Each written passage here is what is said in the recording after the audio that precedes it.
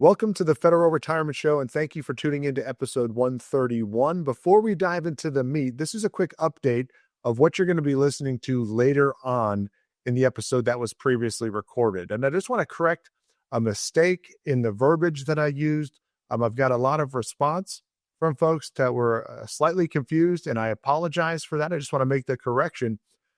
Because this episode is about the update in the budget legislation that's proposed. There have not, as of this recording, been any finalizations of what's going to be coming out, but specifically talking about the elimination of the FERS supplement that is proposed. One of the things that I say later on in the show, and that we talked about initially, was that the elimination was for new hires. And I apologize for the use of that term because it's actually in the budgeting legislation, it is showing for new retirees. So when you see that, and you can see this updated slide here, the elimination of the FERS supplement, the proposed legislation for that is for new retirees. So technically, those that separate from service or retire after the legislation's in place, if it passes, will be affected by this. And again, I apologize for any confusion that I may have provided out there before, but just wanted to make that correction. So please go watch the rest of this episode. And when you get to that slide, understand this is for new retirees. Thank you for watching. Talk to you soon.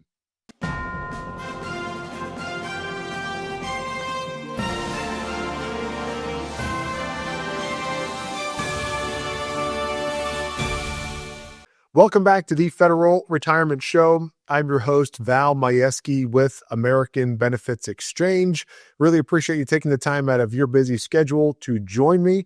And this is for, if you're new to the podcast, new to the radio show, new to the Federal Retirement Show, this is for federal employees just like you that are looking for information regarding benefits and retirement, perhaps some guidance. There are times where we're just giving you information. There are times when we're going over the basics. There are times when we're giving you a kind of current events updates or answering your questions, taking suggestions. Also, one of our recent episodes was a suggestion from a federal employee that said, hey, I think other federal employees would like to know about this.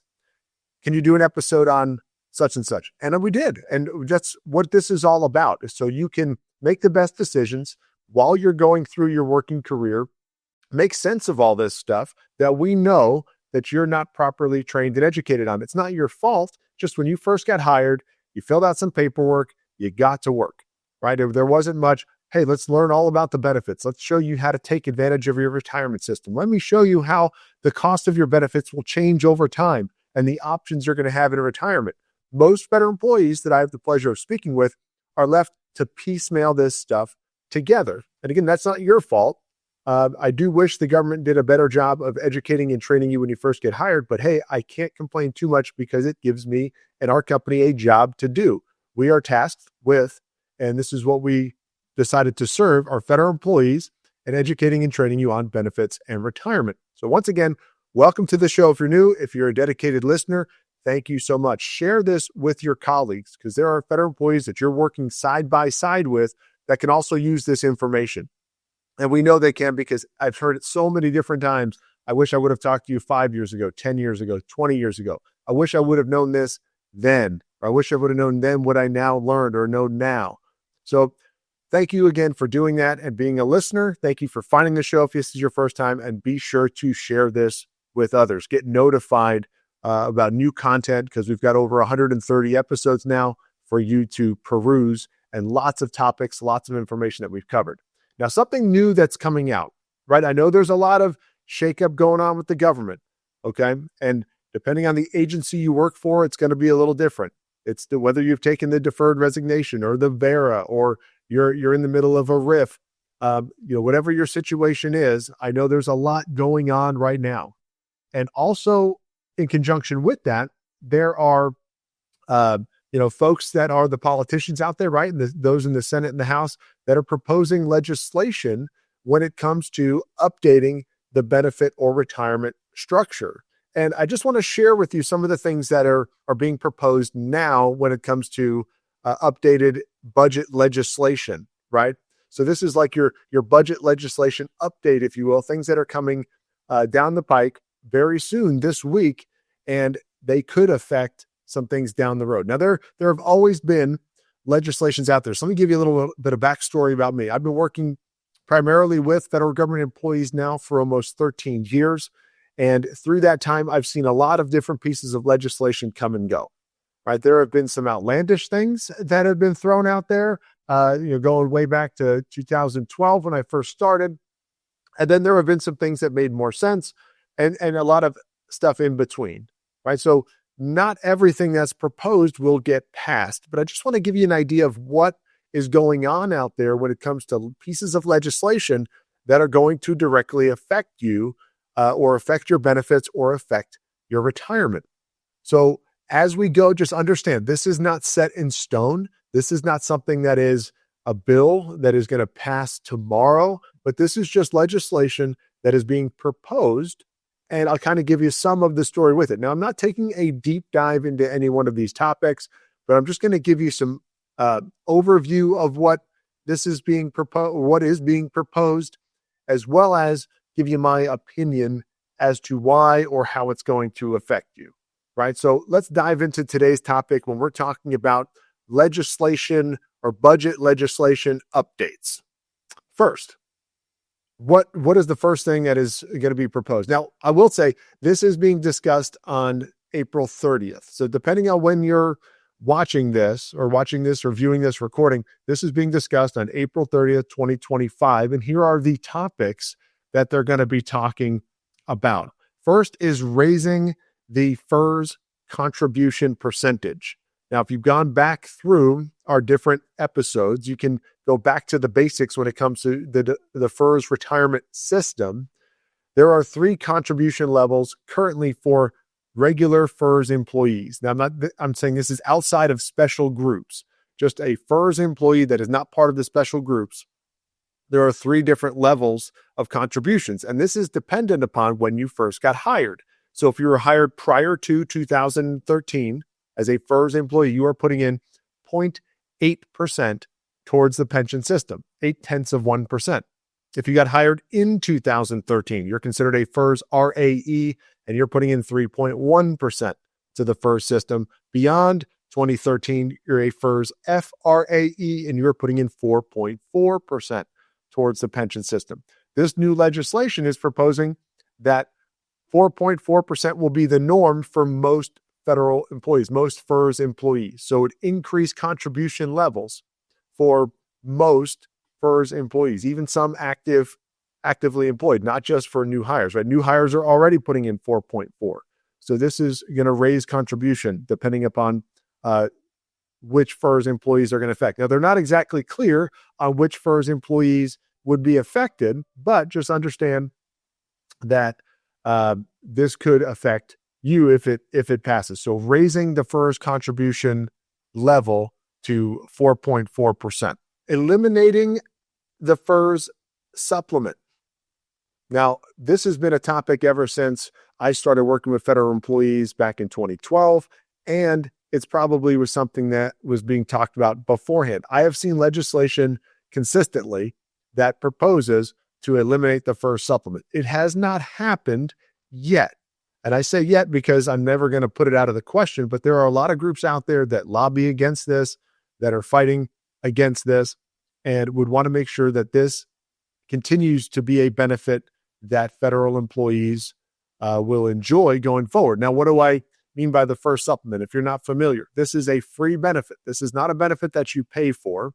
This is a benefit that is available for FERS employees that retire with full benefits prior to hitting age 62. So there are ways that you can retire as a full FERS employee on full benefits, not reduced benefits, not early retirement, things like that.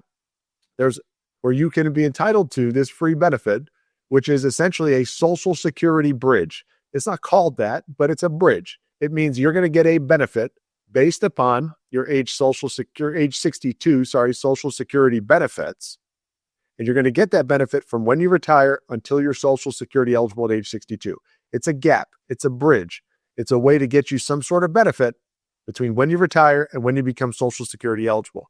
What they're proposing is an elimination of this for new hires, right? So hopefully it's grandfathered in for those that are currently working, and it's not something that is going to be eliminated for people that are planning on having it, but you never know what the final solution looks like if this goes through. But the proposal initially is for new hires. This would be eliminated.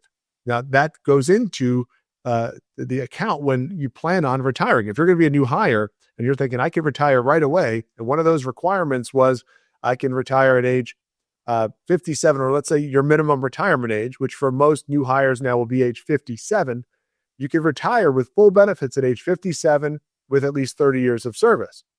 But if you're saying, I'm not going to get this supplement and I'm going to have to wait till 62 to start collecting Social Security, which is one of your 3 retirement income sources, that will factor into when you plan on retiring.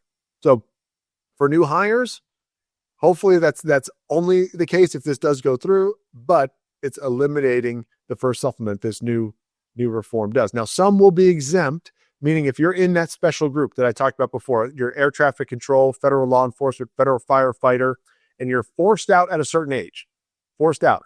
Air traffic, age 56. Law enforcement, firefighter, age 57 is when you're forced out. Then you will be exempt, according to this, from this elimination. You'll still get the first supplement in that case. So the couple of nuances here. Again, we don't know what the final bill is going to look like or the final solution is if this starts going through and getting passed. But that's the second part, is the elimination of the first supplement. The next part is the high 5. So right now, currently, to calculate your pension, they use, the first thing is called the high 3. The high 3 is the average of your highest consecutive 3-year period of employment. Now, let's break that down. It's not 3 calendar years. It's the annual average of the highest 36-month period or consecutive 36-month period. It doesn't matter if it's a June to a June or a January to a January or an August to August. It's the average of the highest 36-month period during your employment as a federal employee. That's what they're going to use as the first piece of your retirement calculation, the high 3. Now, they're talking about going to the high 5. Now, what would that do? That spreads out the average, right? So now instead of being a 3-year period, it's the average of the highest 5-year or consecutive 5-year period. In theory, that will lower pension calculations because you should have been getting pay raises along the way. And if we spread that out to 5 years, the average of those 5 years will be less than the average of the highest 3 years. This will reduce pension payouts and therefore save the government some money. Now, each one of these points, you can look it up online, will show a projected savings to the budget with the government. So they have reasons for doing this. Whether or not we agree with those reasons, that's a different story, but they have reasons that they're doing this to save money. So, but going to a high 5 from a high 3 will spread out that average, lower that average, and therefore lower pension calculations. Another point is called at-will employment. Now, right now, federal government employees are not considered at-will employees. You just can't be, fired for whatever reason or, let go for whatever. It's not like the public sector, and when it comes to, hiring, firing, things of that nature. Now, we mentioned about the larger contributions to the FERS system that they're proposing. They're saying you'll have the choice. If you get hired as a federal employee, you'll have the choice to be a regular, let's say, FERS employee and pay the higher amount, or you can consider yourself an at-will employee, pay less contributions into the FERS system, have a higher take-home pay, but now you're considered an at-will employee. I don't know how many people are going to want to take that option if it is optional, but if they're incentivizing you to say that the contribution is going to be less, and for me, it'd have to be drastically less and really increase that take-home pay for me to be an at-will employee. Now, if it's, performance-based or things like that, and you're saying, hey, I'm going to work hard. I'm not going to, just twiddle my thumbs and do that. Not that anybody does that, but it could be something for you. But I don't know, just in my opinion, of how well that's going to work out, or if people are going to be choosing that. It has to be a big financial increase in order for me to consider that. But it will increase higher pay because it'll be less contributions into the FERS system. If you have questions about this, reach out to us. I've mentioned before that our website, federalretirementshow.com. You can fill out the form. You can request a full benefits evaluation, get a copy of the book that I wrote on federal benefits and retirement. And one of our representatives, if it's not me personally, one of our representatives across the country will reach out to review your entire situation, send you a couple of different reports so you can have this all mapped out. But understand the difference here, that if this were to go through, this bill was also talking about, or this new budget legislation was also talking about the option for people to be at-will employees. Another thing is a filing fee for MSPB claims. Now, that's the Merit System Protection Board, and this is where people can, file a claim to say, that something was unfair as far as, pay raises or advancements or things like that. And this board reviews these claims. Now, in order to reduce the amount of claims, right? And they said the word frivolous. In order to reduce the amount of frivolous claims, baseless claims or claims that are just going to be a waste of time. I'm just kind of using what they're talking about, right? They're going to charge a fee for that. Now, it's not described how much that fee is going to be or what that fee will end up resulting in, but they will say those that win their claims will get their fee back. So if you're willing to put up the money to file the claim, and with the idea of thinking I could lose that money if my claim is denied, then it hopefully will reduce the amount of claims, therefore reducing the load of work for that protection board, and then having them focus on, claims that probably have more merit, are not, I shouldn't say baseless, but just are frivolous, as they say in their word, right? There's going to be more concrete, ones that have more meat on it. And you think a second before submitting this claim, right? Because you have to put up this money with the idea it could get lost if it gets denied. So the idea is, again, to make the process more efficient, have claims, have more validity to them, or at least have, more backing behind them, and people are willing to put up the money in order to have that claim be presented to the board with the idea of, that they could be risking that money if their claim is denied. So that's one of the things that's in here as well when we're talking about, the budget legislation that's going to be proposed on April 30th. Another point is FEHB, Federal Employee Health Benefits Protection. And what they're saying is they're going to be doing an audit of the FEHB system and those that are dependent upon it. Now, it's not that federal employees and spouses and things like that need to be worried if they're doing it right, but they're going to be looking at, are people really married? Marriage certificates. Are people really a dependent? Because, as part of this, they just want to make sure that people are not taking advantage of the system. Now, if you're doing it right, there's nothing to worry about, with this. You actually would want, that to be the case where people are validating that the folks that are getting benefits from the system are actually eligible and should be getting benefits from the system. Why is that? Because if the system is giving out benefits to people who shouldn't be a part of it, it's costing you more money. Why? Because there's going to be more claims for those insurance companies that are offering FEHB plans. And in theory, again, doing an audit of the system to ensure that people are eligible for the program. Only the people that are eligible for the program are receiving benefits from the program would only benefit you. It'll help the insurance companies out. Yes. It'll help the program out. Yes. But ultimately it should help your bottom line. At least that's my opinion of it based on what I know. Now, there could be other reasons, but you as a federal employee that's getting health benefits from a federal employee program, I would hope that you'd want your prices to be lower. Benefits to still be the same, but prices to be lower because they did an audit and found out people that weren't eligible for coverage anymore or weren't eligible for coverage at all are getting removed or disenrolled from the program. So this is one of those things that it's just going to be an audit of it. And if you're doing it right, great. But I'm sure, like me, if I had somebody that was dragging down, or let's say a whole group of people that shouldn't be on the program that were using benefits, if they got disenrolled because they shouldn't have been eligible in the first place, then that will ultimately reduce my healthcare costs. Again, in theory, that's the way I'm looking at it. You might have a different opinion. Would love to hear it. Again, reach out to us. We'd be happy to discuss. So when it comes to updating the budget legislation or giving you an update on budget legislation, things we're going to be talking about on April 30th, those are the fine points.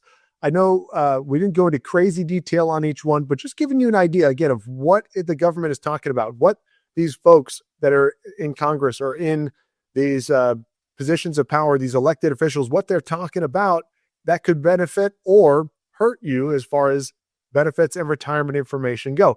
Stay up to speed on it. There's different websites out there that you can subscribe to that have articles that you can find more information on this. You can simply do Google searches. It's not too difficult to find more details about this. If you want to talk one-on-one, again, reach out to us. We'd be happy to have different conversations about what's going on. But in my experience, and I'll just give you my brief summary here. In my experience, it does take a little bit for these things to go through. There have been so many different pieces of legislation that I've seen go through or be not go through the whole process, but just be brought up, right? Be brought to a vote or be proposed. And just because something's proposed does not mean that it's going to be approved. It's going to be passed. But there is always, and I say always, there is always legislation out there when it comes to government budgets on these topics, right? I've always seen the high three since I started be a proposal. The increase in FERS contributions be a proposal. The elimination of the FERS supplement be a proposal, right? So those are things that I've seen in my 13 years of working with federal employees. They've always been on the chopping block. They've always been on budget and legislation that benefits reform. So you have groups out there that lobby against it to keep the benefits high for you all, but these things can get passed. So just be aware, be agile, and learn how to navigate the system if things do change. If you want to, again, have a conversation, be happy to do it with you. So I really do appreciate, as I said at the beginning, you taking the time out to view our content, to view our channel, to listen to the show. As I said, share with your federal employee colleagues, get notified, subscribe, like, share everything, but just also make sure that you're being up to speed on all the different episodes and be notified when we have a new one come out. Thank you again. Really appreciate your viewership and look forward to seeing you on a future episode.